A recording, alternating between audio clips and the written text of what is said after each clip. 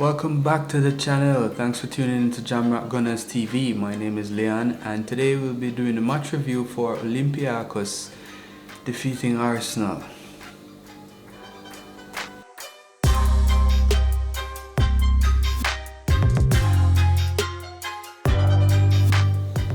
What a game. It's still been a few days and I'm still feeling dejected. I'm lost for words for the most part. I really can't believe that we actually threw away that game. It's pretty simple. That being the case, it's taken me a while to even compose myself a bit because this has been a terrible loss. Now, that being said, let's not much to review in terms of the performance for the match, as basically we were just shit. So, the player ratings. Let's go with Leno in goal. He definitely had a part to play in that second goal that we conceded to cost us the game, but I don't believe it was solely his fault. Aside from that mistake, he did make several saves to keep us in the game. So Brent Leno gets a 6. Moving to right back, Hector Bellerin, he was pretty much absent.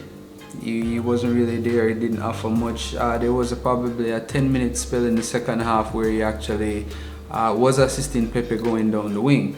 Now, not good enough.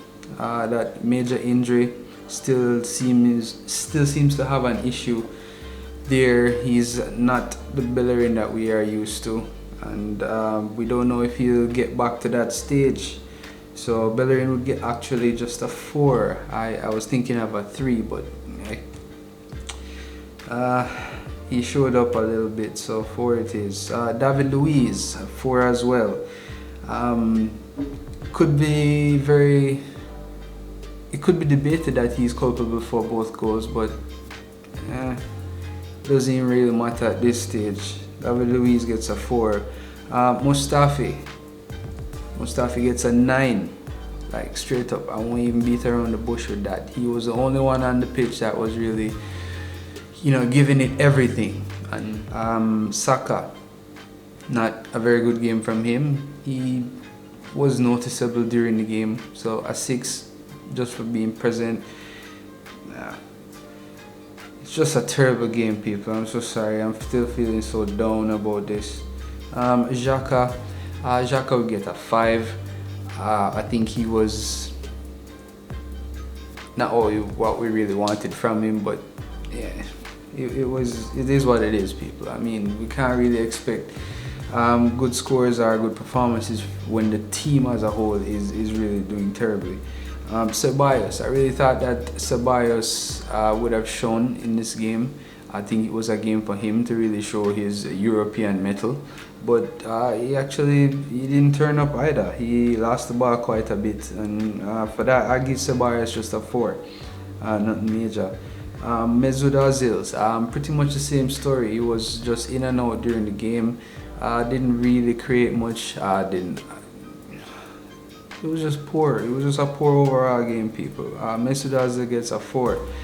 Moving along, Pepe. Pepe would get an 8 for his effort.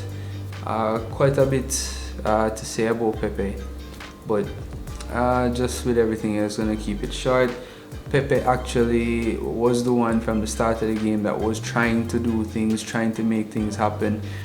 He actually overdid it a few times. That's pretty clear. Decision making at fault there, but overall, he was the one that was actually, putting in a shift, and for that he'd get an 8. Lacazette, come on now. I mean, pretty absent during the game. Had that chance that he should have buried, didn't. Pretty much didn't show up during the rest of the game. Lacazette gets a 4. So that leaves Aubameyang. Now Aubameyang has saved us time and time again. Another example of him doing it, and we're just pretty much not able to carry through to the end. It was really a horrendous situation. When Aubameyang scored, I went crazy. Wifey was looking at me, I lost my shit. But yeah, at that point I really thought that we had won the game. I thought we were through to the next round, and we just couldn't hold it together. So after having done all that, I'd give Aubameyang an 8. He did miss that second chance right at the end, but we're not going to blame Aubameyang for that, people. We're not going to blame him for that, because he has saved us pretty much every other time. I mean, you can't expect him to win the same match twice in 2 minutes. No. Alright, so yeah, alright, so the substitutes. Yeah, in order. Let's do them in order. Dani Ceballos out for Lucas Torreira in the 72nd minute. Way too late. That substitution should have been made way earlier. I think Torreira came on and pretty much did what Torreira does. I'd say Torreira gets a 6. Moving along, Gabrielle Martinelli, I'd say he also gets a 6 despite only being on the field for 15 minutes. Another crazy substitution which I can't understand. Should have happened earlier. Martinelli probably should have even have started. So 6 there. Joe Willock, not much to do, not much impact. Joe Willock gets a 5. Yeah, and Arteta, I'd give Arteta actually a 6. I think he went with the strongest lineup, but I think the game management let him down here. We should have really hung on to this match. We should have really gone to the next level. But that being said, won't really fault Arteta. It really comes down to the players. But hey, there is one good thing in that at this time we do have the FA Cup to look forward to. So there you have it. Player ratings, match review. Preview for the Portsmouth game coming up. Stay tuned for that. Yeah, that's pretty much it. I'm not gonna keep you any longer. This is just it's a hard one to take, people. It's a really hard one to take.